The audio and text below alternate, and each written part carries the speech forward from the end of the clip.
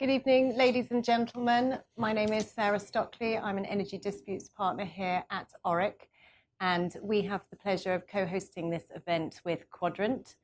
We're going to be discussing with the panel the life cycle of developing a renewable project, bottlenecks, trends, and what happens when it all goes wrong. Just rolls off the tongue, that one.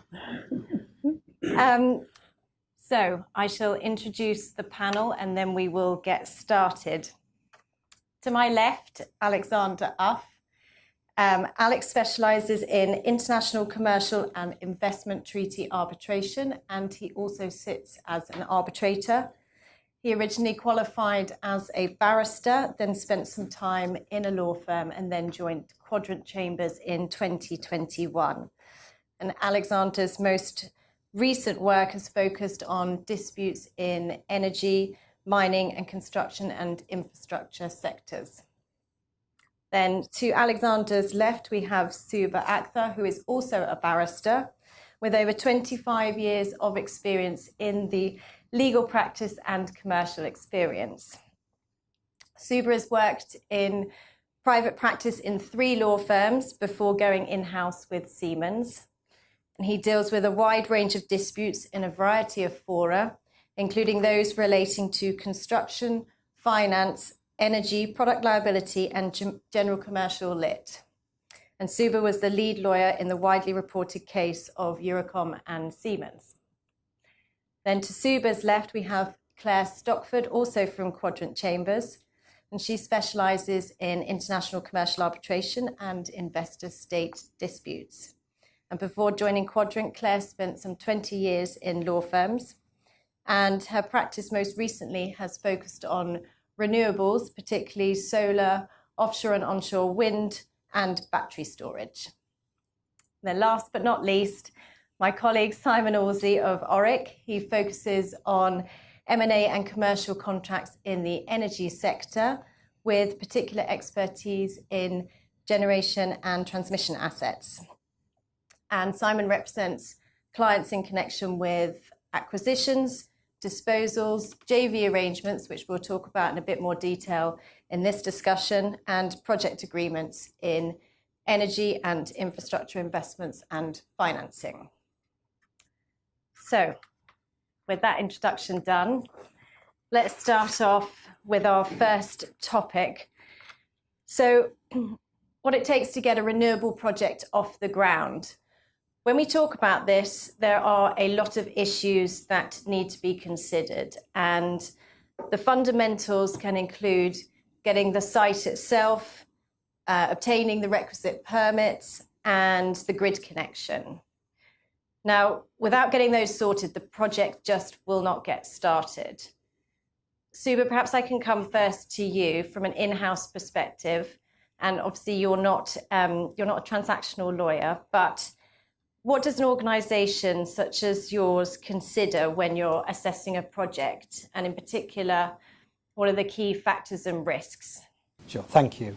I think the first starting point is to recognise where different people sit in the chain for these projects. So we are typically the major contractor, possibly the EPC contractor, and we will have JV partners, consortium partners, because these kind of projects aren't done by one party.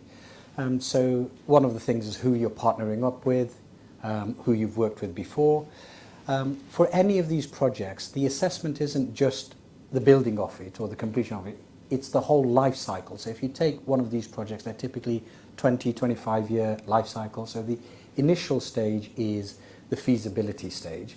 But even at that stage, you will be projecting forward right to the end, because you can't just do one bit and move out. That isn't usually the business plan. So after your feasibility stage, you'll have the construction and implementation stage. That's usually the riskiest. That's where most of our disputes emanate. After that, you have the servicing and maintenance period. We often try and enter into a long-term servicing agreement at the time of entering into the construction or phase. And then the fourth phase is the decommissioning or repowering stage. So you have to look at the whole life cycle, and then obviously there are a myriad of other players who will all have their different takes, different vested interests. And for a project to work, it needs to work for everybody, and the numbers need to work for everybody. And it sometimes doesn't. For example, in the recent round of bidding, nobody bid for some of the projects. It's just because, unfortunately, the numbers didn't work for all of the parties who wanted to bid. So it's taking into account, who else is involved, bearing in mind that there are limited number of players at certain levels. And lower down, also trying to tie in your major subcontractors. Subcontractors sound small, but many of these packages are in excess of £100 million each. So it's trying to line up all of those players, all of the costs, the projections, etc. And that's just the initial stage. And so it's taking all those factors into account before you get a go, no-go to the next stage. And Simon, does that accord with your experience? Sort of what current trends are you seeing? Yeah, I think the sort of biggest trend we're seeing in the context of development projects is that historically, developers, strategics would bring in joint venture partners at FID to share the capex costs. And what we're seeing now is that parties are going out and bringing in or forming consortia during or at the beginning of the development phase. I think a lot of that is now part of the sort of the auction process, particularly in the offshore wind space, where either the relevant parties see the benefit of merging the strengths that they have as part of the bidding process, whether that's sort of a balance sheet or stakeholder management or industry expertise, or as just an acknowledgement that there are now extraordinarily large upfront capital expenditures, even at the beginning of the development phase, as part of winning the exclusivity to for development sites. So what we've seen, certainly from our perspective, is we're now involved in a lot more development phase joint ventures and consortium arrangements at the development stage, rather than at that later stage where you're then bringing in parties for construction. And would you say that the stepping stones to actually getting those renewable projects off the ground, would you say that they're the same in every single project? I think within a sort of, I think in general terms, the sort of the foundation stones are very similar for renewables projects in terms of needing site control, authorisations, grid connection. But there are particular challenges that are then faced by certain newer technologies. So, for example, what we're starting to see coming to the market are UK green hydrogen projects, for example, at a very early stage, but they are being developed in a sort of vacuum in terms of an overarching property planning and permitting perspective. So in effect, the regulatory framework is trying to catch up with where we are in terms of the projects. So it means that developers are needing to deal with a lot of different stakeholders, third parties, without one sort of coordinated regime. In turn, there's also, from a subsidy perspective, we've already had a round of allocation of the low carbon hydrogen agreement, which is in effect the hydrogen CFD, but yet the bill to implement it is still going through the legislative process, and the terms of the LCHA itself are still in draft form. So there's a lot of uncertainty for these sort of early stage projects in terms of both the subsidy regime and the regulatory regime. And then I think the sort of the final point then is that you have to layer on is that there are also, for some of these newer technologies, additional considerations. So again, in the context of UK green hydrogen, they need to demonstrate that they are meeting the low carbon standards. And that sets out a very sort of detailed methodology of how you calculate greenhouse gas emissions. But part of that process is looking at, well, what's the electricity, what are the emissions from an electrical supply? And one of the ways in which you can satisfy that test is actually to have co-located low carbon generation providing the electrical supply to your project. So in effect, from a UK green hydrogen perspective, not only are you developing the green hydrogen project itself and needing to jump through the regulatory framework, but actually in order to meet the requirements for the subsidy regimes, etc., you may also need to co-locate and develop a renewables project on the same site. And just in terms of those new technologies and logistics, Suber, is that something that is an issue for you? Often people think that because it's new technology, it's the new technology itself which might be riskier and problematic, but in practice that isn't usually the case because they are tested, almost tested to destruction to see that they work. Where the challenges come is often how you fit it with other things, and particularly logistics. So if I just give you as an example, turbine blades are getting bigger and bigger. You know, these things are just awesome if you ever stand to scale. Transporting them needs barges which are getting larger and larger, and they're not available, they're quite costly, and liquidated damages, etc., if you miss those, are eye-watering.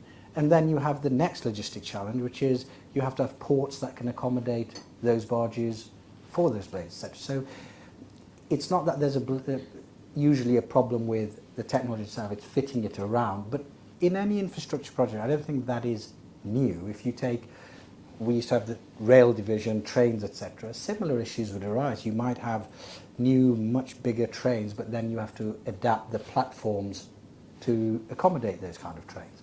So technology is always a risk, but it's not often what people think is, well, will the technology itself work or not? That isn't usually the cause of problems. It's how it fits around everything else. And there's been a lot of discussion about wider challenges to renewable projects such as supply chains and things like that. Claire, perhaps you can give us your views on what you've seen. Thank you, Sarah, and good evening, everyone. Very happy to. So, like my colleagues to this side of me on the panel here, I'm a disputes lawyer, which means while the transactional lawyers are still popping the champagne corks with the clients, I'm just envisaging all the things that could go wrong. So I'll start by just sort of running through a few of those possible areas. This is obviously potentially a very broad topic. But there are a few challenges that are particularly threatening to these projects in 2023. But before I move to those, I'll just pick up on a point that Suber made earlier, that actually a lot of the disputes that arise around these projects are construction disputes. You know, at their most basic level, renewables projects are construction and infrastructure projects, and they run into the typical construction and infrastructure disputes that arise in any large-scale project. But there is an added layer on top because of the speed of technological progress and the regulatory regime that's trying to keep pace with that. And there was actually a case in the UK Supreme Court about 6 years ago, and I will mangle the pronunciation, is MT Hogyard against Aon. And in that case, a contractor followed international standards for a foundation structure for a wind farm. And there was later found to be an error in the international standards. And the case was about who would bear the responsibility for fixing this error. And the Supreme Court decided that on the basis of the contract wording, it would be the contractor. So you've got the sort of the general construction infrastructure disputes, but you've got this sort of additional challenge of dealing with the new technology. And sort of more broadly, these projects are dealing with technology, and Suber made the point that they are thoroughly tested, but it is nonetheless technology that's in its infancy, and it's operating in very challenging environments. You put wind farms in places where there are strong winds, and when you combine those harsh environments with the new technology, there is always the possibility for failure. And I read something recently about the dynamic cables that are being used to connect offshore wind farms to the grid. They're expected to have a 30-year life. Over that 30-year lifespan, they might have to bear 100 million wave-induced movements, or whatever the technical term is for cabling. That's obviously putting a huge stress on what is really quite a new technology, and you can see where there's potential for failure. Where there's potential for failure, there's potential for disputes. Weather conditions can also impact these projects. As I mentioned, they're often located in areas with harsh weather and climate, and that can be unpredictable as well. That can affect both the delivery and the operation of the projects. And there's an example in Texas, usually a warm climate. There's a wind farm in Texas where the blades of the wind turbines iced up in winter storms. And there was a question as to whether that fell within the force majeure terms of the contract. So there's an awful lot that these projects have to cope with, both at the construction stage and the operation stage. I won't even talk about pricing and financing because I know we're going to come on to that later. But as Suber's already mentioned, that there are multiple players that are involved in these projects, and everyone wants their piece of the pie. And when we're in a market where pricing is very volatile, you can see how people start squabbling over that piece of the pie. And finally, you mentioned it in your introductions, Sarah, supply chain volatility.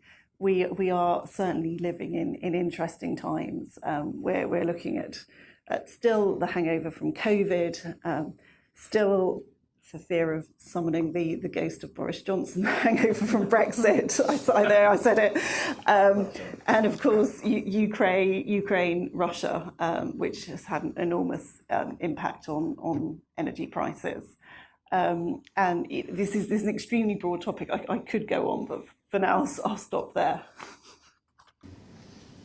If I can just add one thing. When you mentioned, for example, environmental conditions, particularly for off-site work. So on an on-site construction project, okay, if you're late, you can carry on, etc. But offshore, there are periods within the calendar, so particularly from sort of October, November onwards to February, winter months, where it's just not feasible to work. So if you miss a window, it's like working in monsoon in India or something. There are windows where if you cross into that period, it's not that you're going to be one day late, you're going to have to shut down for the next 2 months, 3 months. And that's another additional risk of offshore wind farms, that when you program these things in, there are cut-off dates that once you breach that, it means chaos and much more exacerbated risks for you. And Simon, just in relation to offshore wind, is there anything that you're seeing in terms of challenges in addition to what has already been discussed?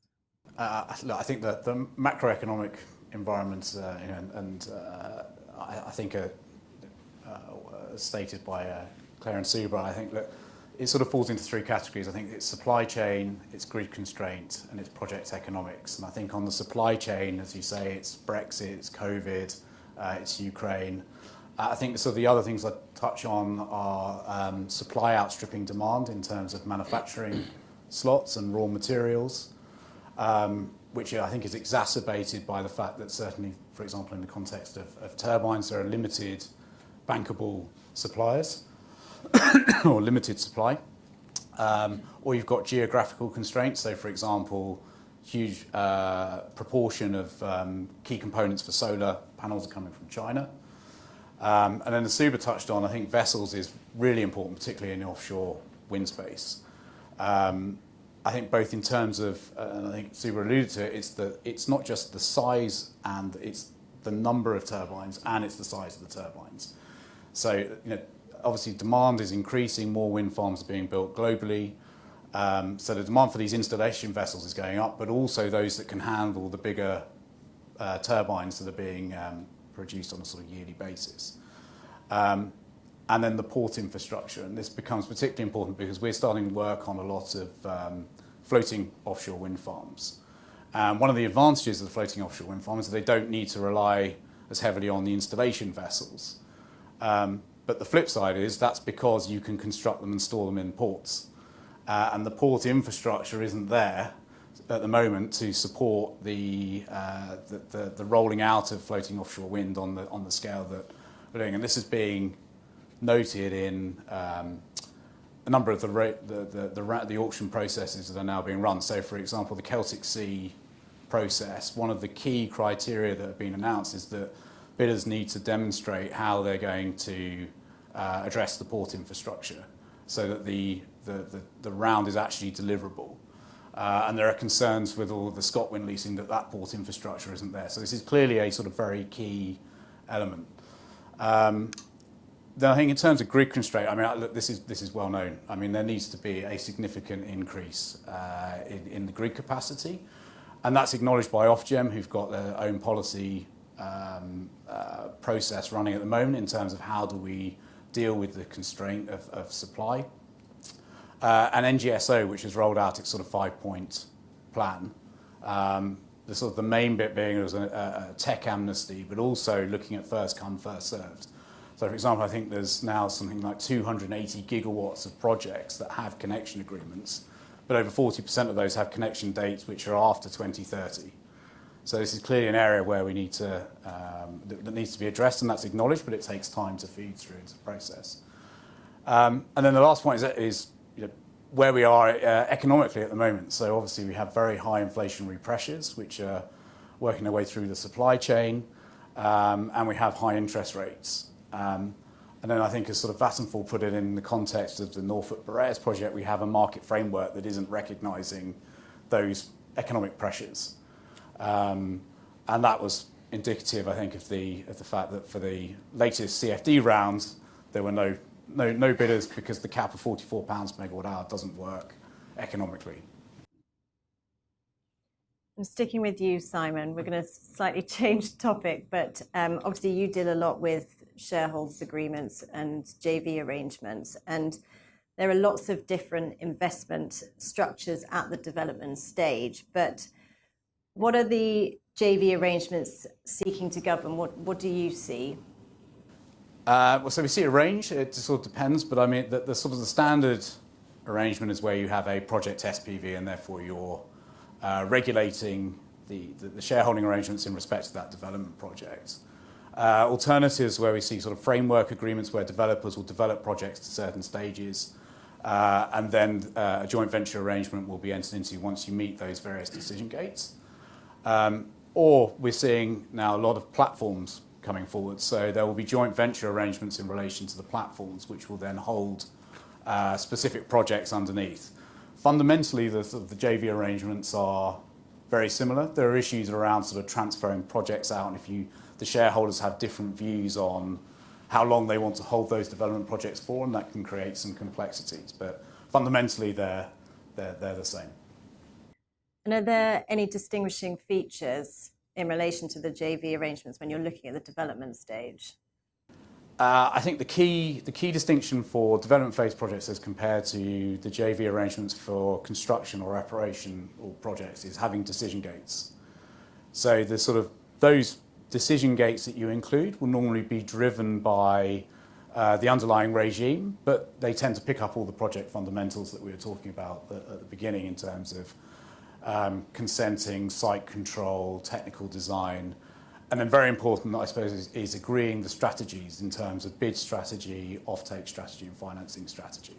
And all of those are working towards getting you to an FID to then be able to take the project into construction. And the general rule, the way they tend to work is that when you enter into the JV agreement, you will agree a budget and a work programme that will take you from signing the agreement to the next decision gate. And the parties are then committed to fund the project to that next decision gate. And then when the shareholders come to that decision gate, they will make a decision, do we continue to progress the project? And the JV documentation will include the information that needs to be provided in that context. But the minimum that will normally include is that a new budget and work programme that will take you from the next decision gate through to the next one. So if the parties then agree to progress, they will then be committed to fund in accordance with the updated budget and work programme. But if you don't agree, and that's where you then end up in a bottleneck, and that's when the dispute resolution provisions become important. So can you talk us through that deadlock process and how it works in practice? Yes, so for development projects, timing can be critical. because there may be pressures in terms of participating in auctions, subsidies, you may have first mover advantage. So the key is always to keep the project moving, and then the deadlock resolution provisions need to reflect that. And there's various different ways that you can deal with it depending on what the issue is. The general rule that we tend to see is basically that disputes will get escalated. So it's always key is to try and resolve the disputes within the JV arrangements and with the parties themselves. And escalation normally takes the view going up to shareholders, then senior representatives. Sometimes mediation, less usual, but sometimes then ultimately it goes to the status quo. So you're putting commercial pressure on the parties to move forward. But for the reasons I said, that doesn't always work in the context of development phase projects. So there are exceptions to that rule. And I think the key one is around the budget and its amendments to the budget. So if you get to a decision gate and the parties want to they've agreed that they want to progress to the next stage, you need to have a budget and work programme that you are committing to the next phase. So normally if you can't then agree what that budget is, you would have an escalation process. But instead of having status quo, you would go to an expert at the end of the process. There's some sensitivity around that because you are ultimately delegating governance control to a third party. So what we tend to see, and one of the key trends we're seeing under these sort of arrangements, is that you set very strict parameters around that expert determination process. And what we're tending to see is that both shareholders will provide a budget proposal to the expert, and the test will be which budget is best to meet the objectives and the timeframes set out in the business plan that we've collectively agreed at the beginning of the process within the agreed economic parameters. So, I mean, obviously this side of the panel will be more aware of the expert determination where the expert comes up and is in control of the decision, but you're suggesting that actually one of the two budgets that are proposed will win, and the expert won't have any independent control over that. Yeah, correct. Yeah. So you're setting very clear framework within which the expert has to make a determination, rather than saying, okay, well, look, we're developing this budget, expert, what do you think we should fund, and delegating the levels of control. So it's a way of trying to move it forward, but by setting very clear parameters to how that decision is made. Just for completeness, the other times you can pick up the budget process. So if the decision gates are wide enough, there may be an annual process where you update the budget and work programme. That's simpler in a sense that if you agree any changes, you can make those, but if there's no agreement, the commitment you made when you went through the decision gate was to fund in accordance with that budget. So that becomes the baseline. So you can update where agreed, but otherwise you continue as agreed at the time that you progress through a decision gate. And then the third one, which is probably the most contentious, is where you expect that DevEx is going to hit that amount provided for in your budget. Because the commitment is to fund in accordance with the budget, rather than over and above it. So clearly, if you both agree that the project's progressing well, that you want to commit the various funds, then you can agree, you update the budget and you fund in your pro rata proportions. If you can't reach agreement, then you are in stasis because there is no obligation to fund. So in those circumstances, again, what we tend to see is an escalation. You try to resolve the process between you. But if ultimately you can't agree, then what we're tending to see is that the shareholder that in good faith thinks additional funding should be provided to move the project forward can provide that by way of unilateral funding. So they would put that in by way of a loan, so you're not diluting the other joint venture partner, but you're putting that in with the expectation that that's going to get paid out in priority when the project finally gets to the operation phase and is generating revenue, so you'll get that paid out first, and it'll attract a premium for doing it because in effect you're carrying the cost of the project. But it can be contentious because although you are carrying the project and the other party's not putting their hand in the pocket, you are economically diluting them because as soon as the revenues start flowing, you're taking the money off the top as the trade-off for carrying it in the first place.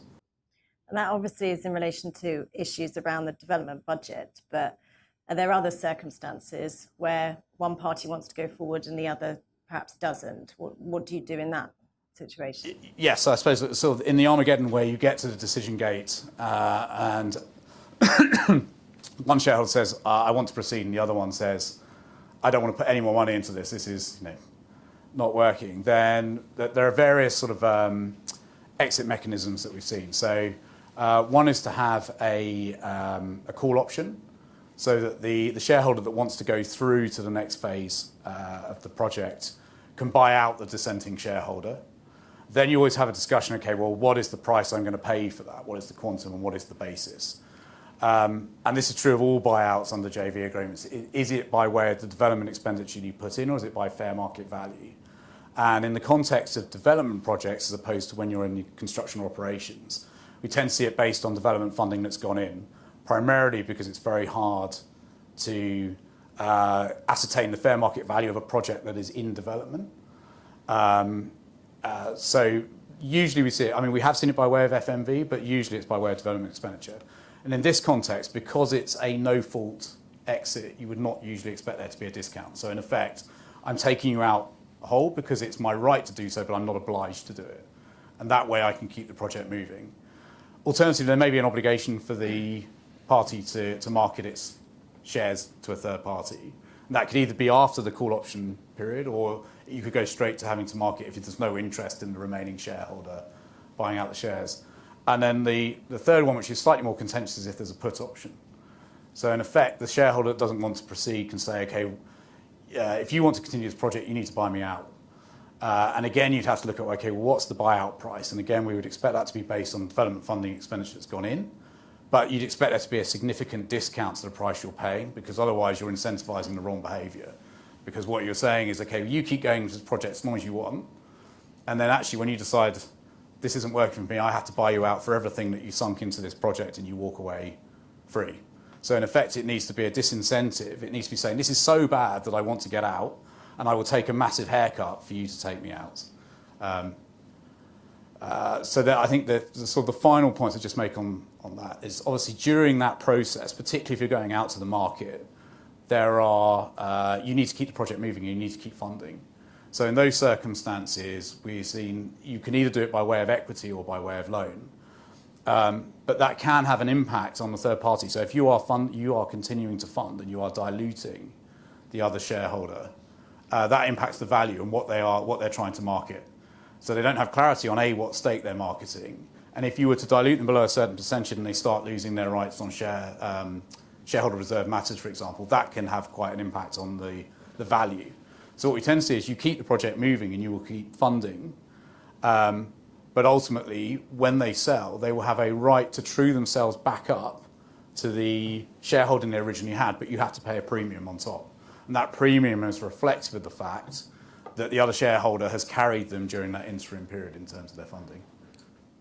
It sounds a little bit like the joint operating agreements you see in oil and gas world, sort of go alone on the sole risk provision. Except the difference is it's not a right to buy back in yourself. Yeah. It's a right to buy back in so the third party can Yeah. have what you marketed that they could have. Yeah. And in that sort of scenario that you're talking about, what about experts? Do you have the option to ask an expert to help you in this situation? Yeah, in general terms, on the JV agreement, there can be decisions that go to the expert, but for the reasons I was saying in the context of the budget, they tend to be limited because you're basically delegating governance control to a third party. So it tends to be around budgets or technical decisions that you'd see experts involved under the joint venture arrangements. And presumably when a party fails to fund, which is obviously the main purpose, that qualifies as an event of default under the most shareholders agreements. Yes, so true of all joint venture agreements, whether in development phase, construction or operation, there will be a sort of standard set of events of default, which will have pre-agreed consequences. So, and they tend to take a very standardised form. It will be failure to fund, non-payment, insolvency, breach of transfer provisions, or material breach. And on material breach, we tend to let that speak for itself, but there are certain provisions where you say if you breach this provision, that is deemed to be a material breach. So, for example, if you breach corruption provisions or sanctions provisions, that automatically qualifies as a material breach. And then you look at the consequences. So it's the same as in the put and call option. You have a buyout right. In the extreme, we've seen that as £1. Normally, it's a discount to development expenditure or fair market value. And then you have the other consequences. So you'd expect the defaulting party to be disenfranchised apart from very select reserved matters which are so fundamental that they would impact the nature of their shareholding if you were to disenfranchise them. Less relevant for development projects, but in construction operation phase projects, you would also normally provide that any distributions would be blocked whilst the party in default. And we'd normally provide that if it's a funding failure, the other shareholder has a right to shortfall fund to keep the project moving. Yeah. And given your audience, what are the typical dispute resolution provisions that you see in these types of arrangements?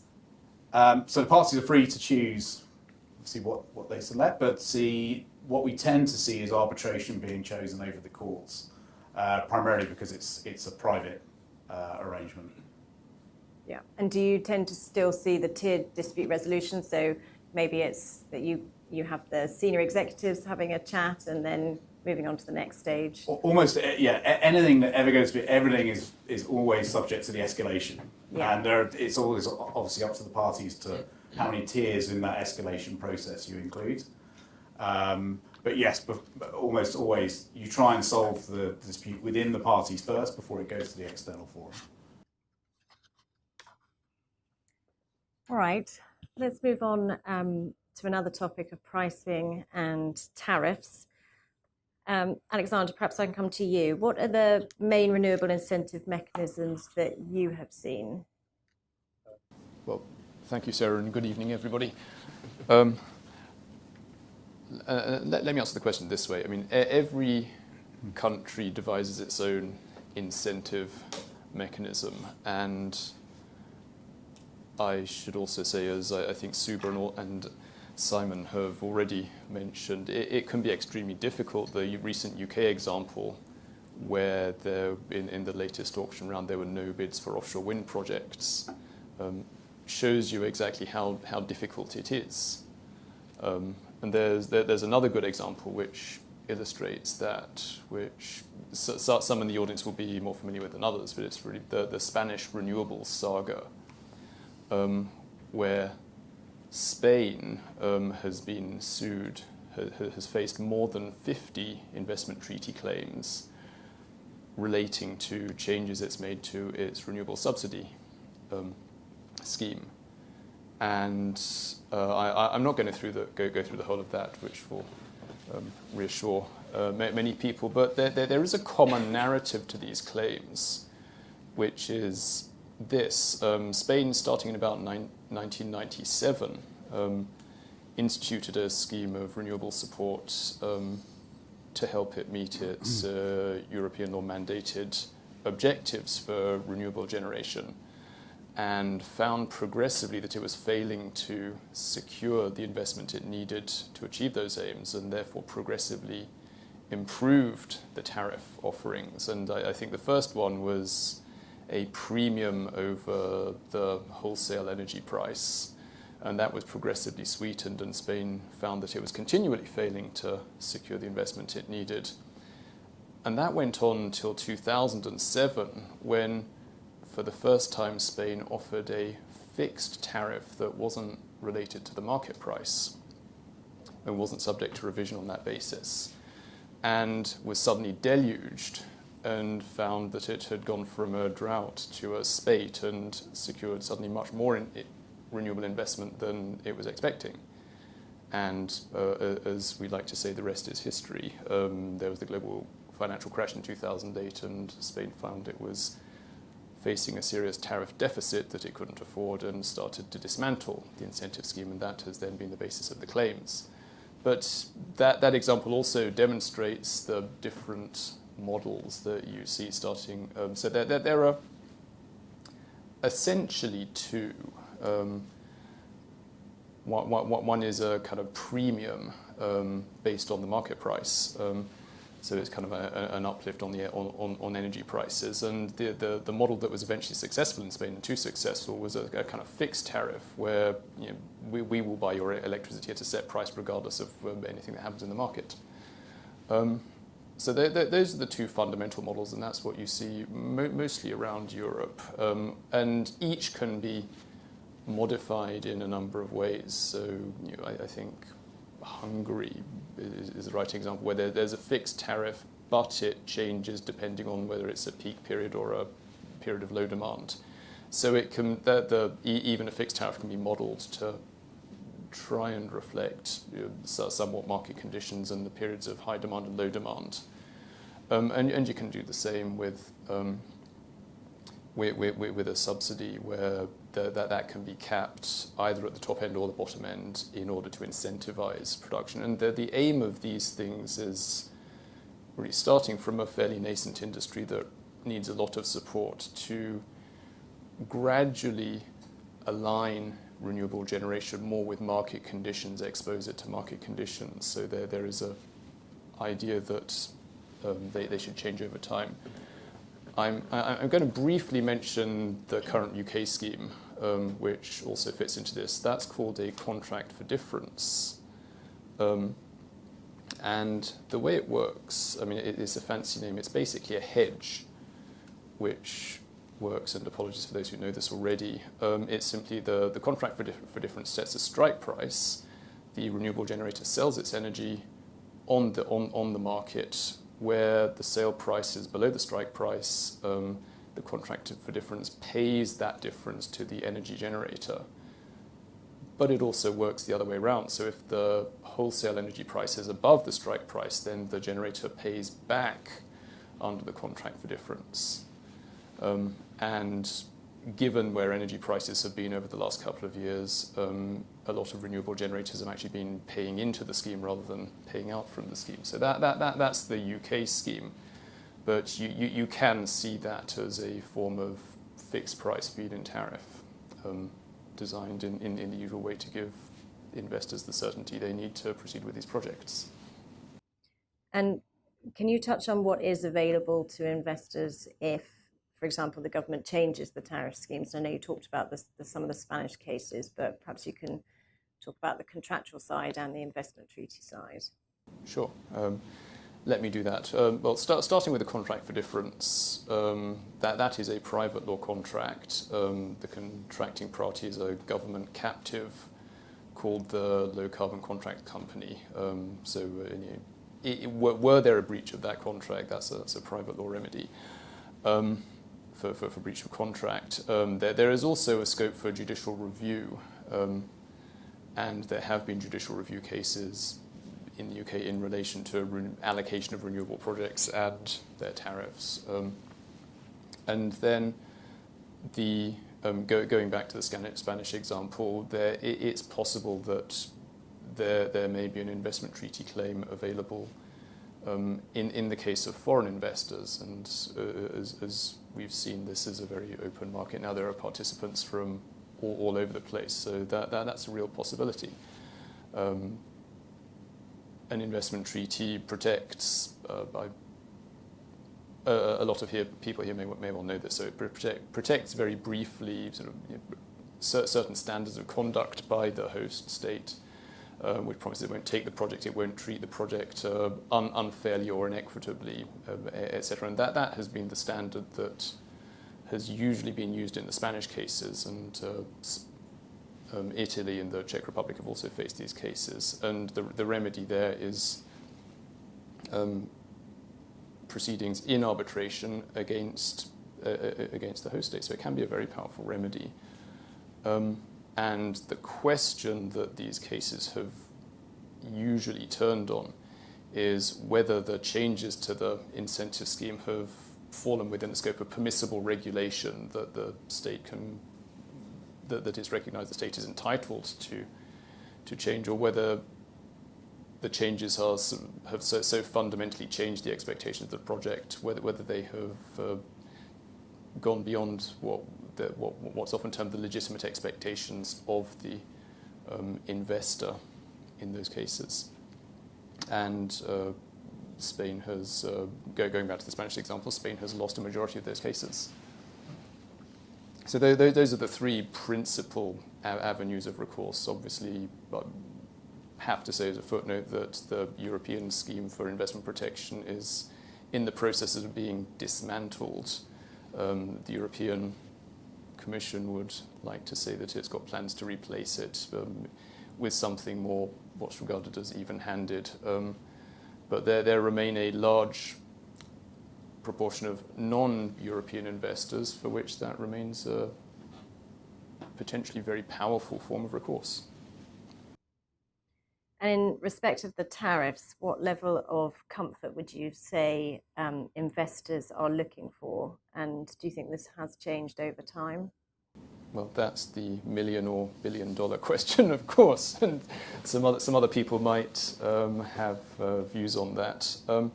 It's really a question that where the market will tell, and as we saw with the Spanish example, where the tariff is insufficient, it fails to attract investment. Where it's overly generous, then there's a deluge. Going back to the UK example again, that's actually quite clever in the sense that it's done by auction, which works sometimes but not all the time, but it is a competitive process which therefore engages the market. And I think the other thing that works well there is to sell, to grant relatively smaller volumes of capacity, volumes of licenses with some frequency, so you can keep up with market changes. So as the market does evolve over time. And yes, to answer the other part of the question, I think what investors are expecting does change over time. If you're investing in the first-of-kind project for a new technology in a new area, then you will expect a higher rate of return and look for more comfort once the technology becomes more known. More familiar, you can point to reference projects that have been implemented successfully, then the risk level goes down, everybody gets a little bit more comfortable with it. And the other aim, as I've mentioned, is to bring the tariff regime gradually more in line with market forces, and eventually to. So I think the aim is eventually that it will become a freestanding market that doesn't require external support, and a little in the way that we've seen with gas prices in the past, when that was a relatively new commodity. Prices were often expressed by reference to a competing fuel, which was oil, and then gradually over time gas has developed its own market references and prices, and now you have kind of hubs, and gas can be traded and the price is readily quotable, which wasn't originally the case. And I think it's not an exact analogy, but you will see some similar evolution of the renewable market over time. So with energy prices going up and down, do you think that will have an impact on and affect the renewable generators? In lots of ways, and I think that in terms of project implementation, we've already covered some of that. But I think renewable generators, as we've said, they would obviously benefit from higher energy prices, particularly where they're exposed to the market. Where energy prices are lower, and there's a little speculation on my part, I think renewable projects are actually well placed because they're variable. If they're not purchasing fuel, then their variable costs are relatively low, which allows them to compete better than some other forms of generation where the pricing competition is very tight. So I think they're actually well positioned in both market extremes. One area where it will have an impact is if energy prices are very high, then that obviously affects project implementation cost, and that is one of the things that's recognized as a concern and impediment for the implementation of new energy projects at the moment.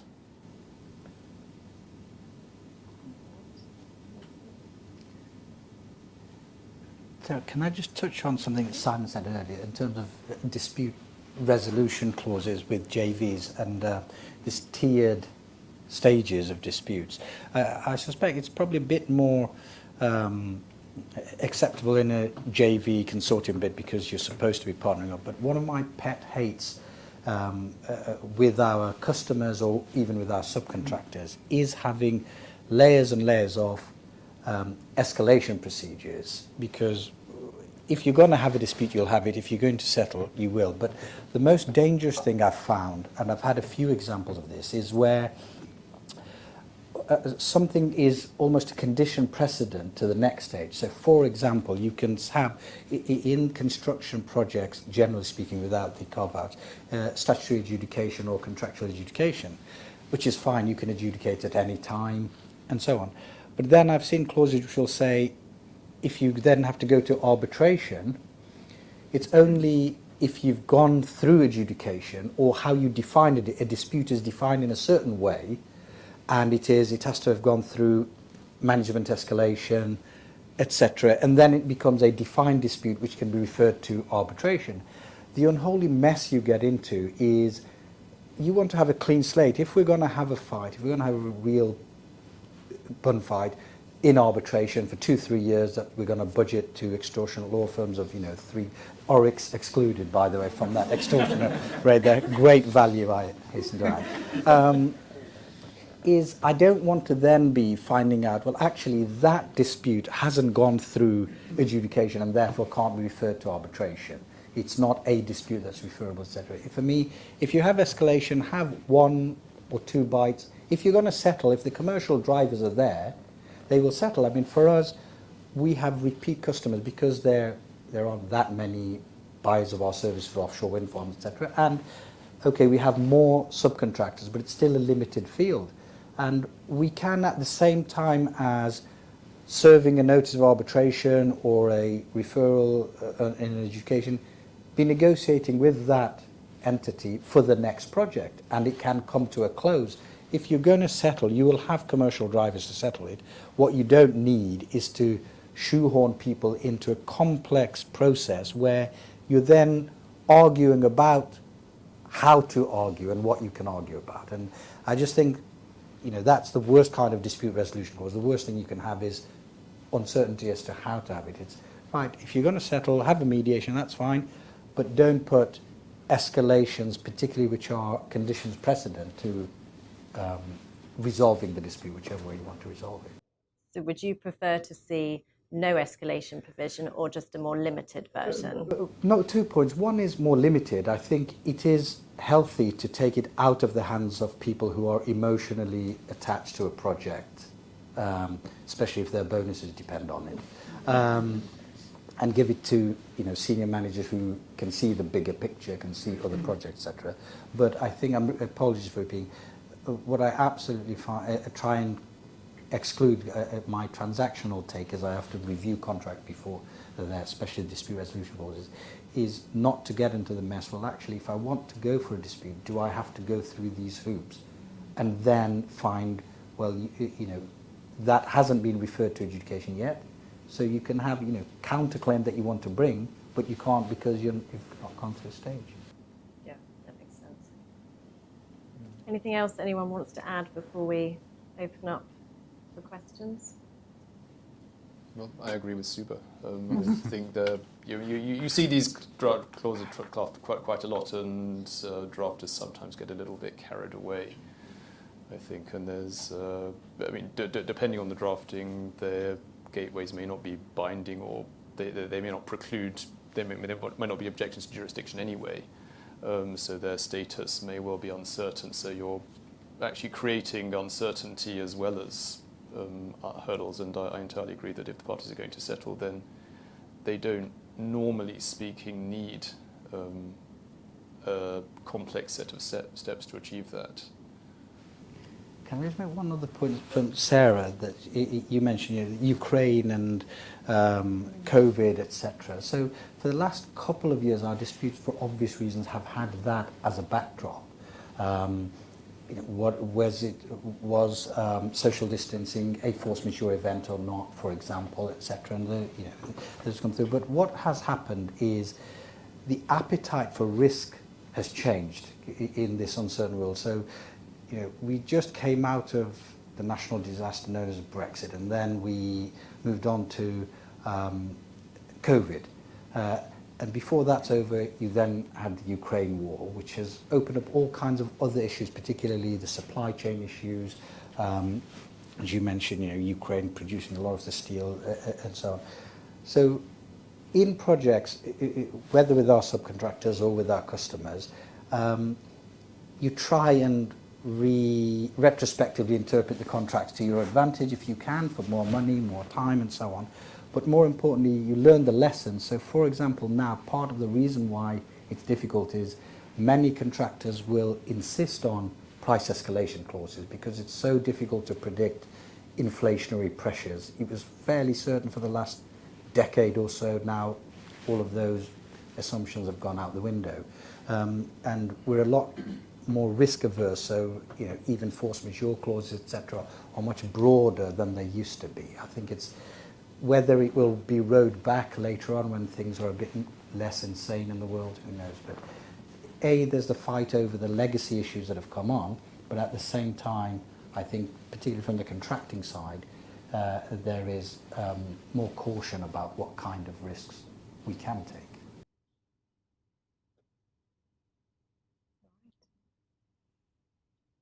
Shall we open up for some questions? There is a microphone if anyone does have a burning question. Alex does.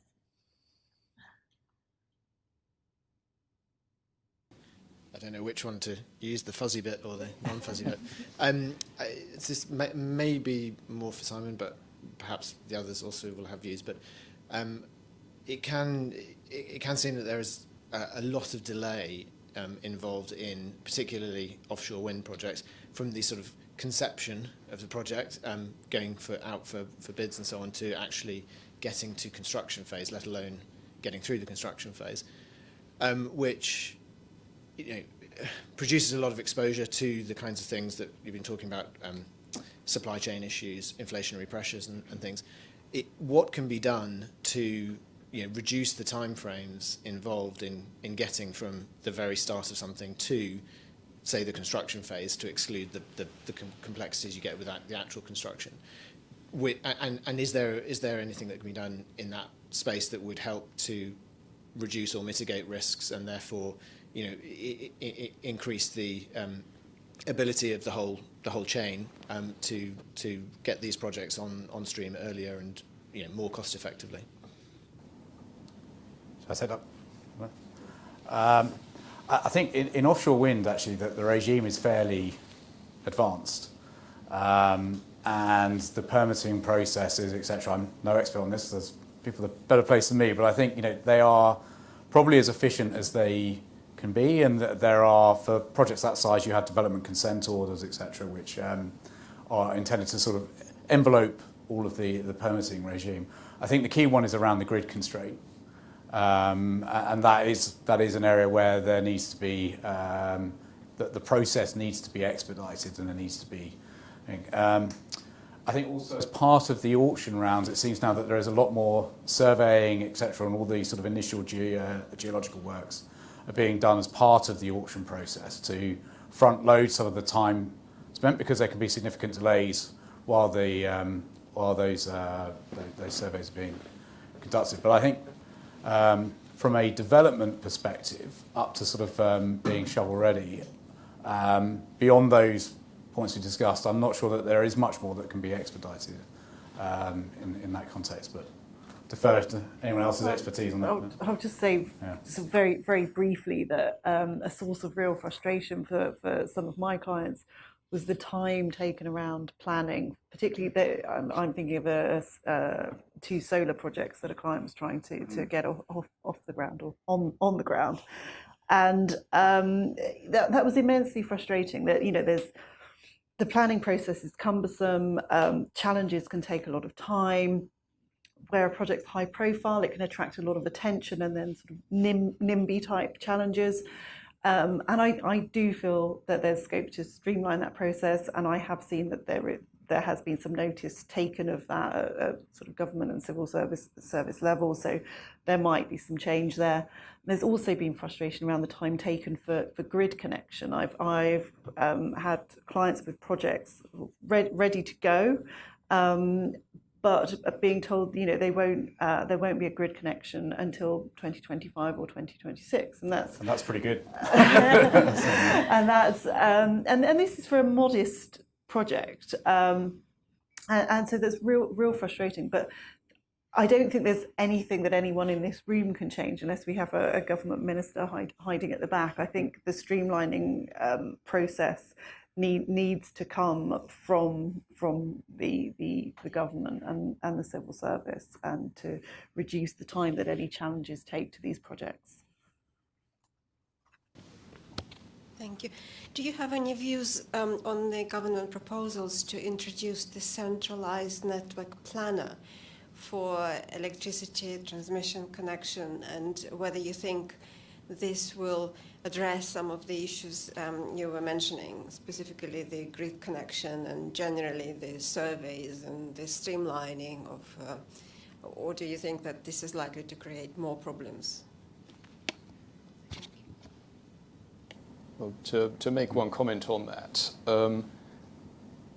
what I'm told is the grid is a real problem, and it goes further than just connection time.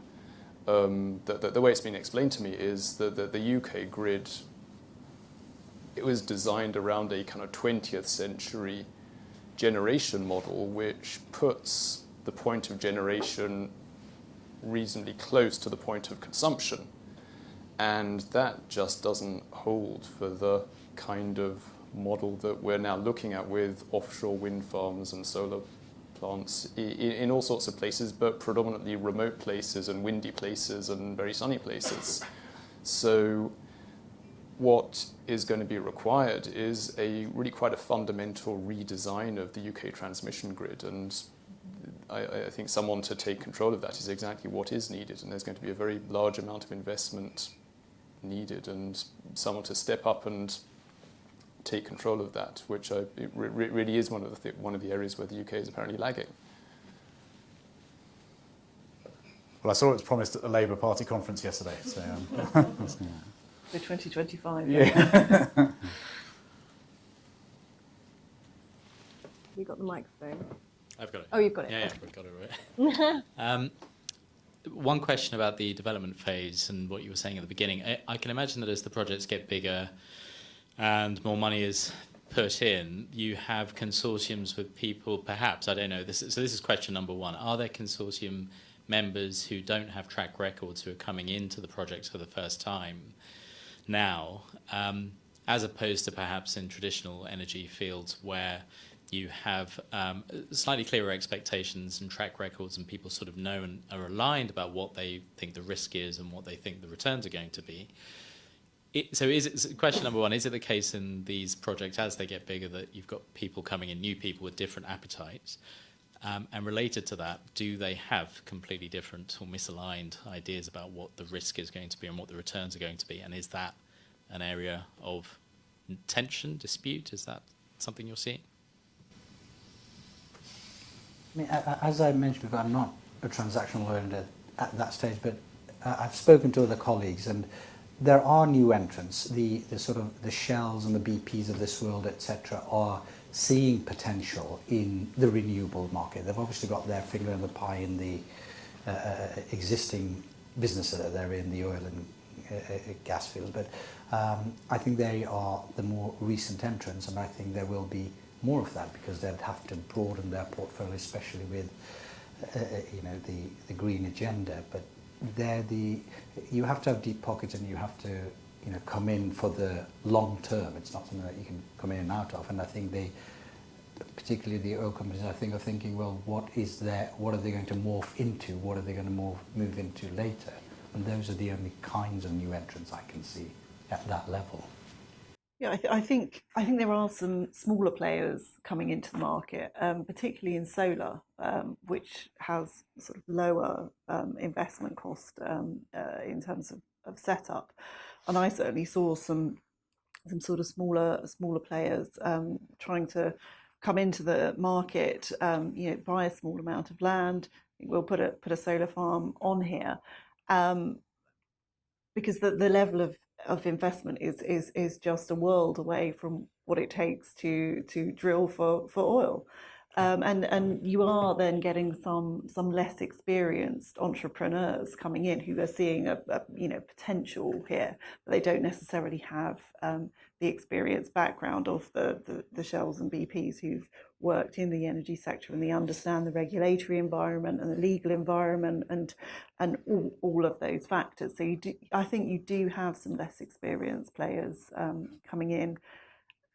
And perhaps because they don't come with those expectations, they can sort of push projects in slightly different ways. But equally, if those expectations are wholly unrealistic, they are going to be very, very disappointed, and that's likely to lead to disputes when those projects fall apart. And part of it can be where you have developers, particularly in things like the offshore wind space, where you have auction processes. It may be that the initial rights have been granted to a developer, but they need a strategic or a utility or oil and gas company that has the balance sheet to be able to push the projects forward and to front guarantees. So, for example, a lot of these auction processes now, you need to put credit support up front, and those developers don't have the balance sheet to do that. You need to have a credit-rated entity to do that, and that means that you need to bring in a large player to stand behind you as part of these consortium arrangements. So that can be a key driver. It maybe you're the first mover, but you're not large enough without these tenants. And then the other thing, I suppose, in some of these auction processes, you need to demonstrate a track record, because what is key is deliverability.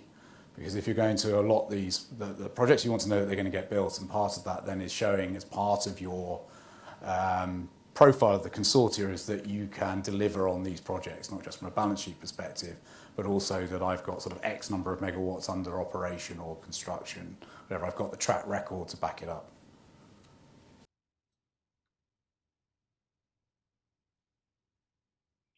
Any more? No? I think people want wine. Everyone wants a drink? All right, well, thank you everyone for coming. Please do stay and have a drink if you can, and a chat with anyone up here if you want to, and just please join me in thanking our panel.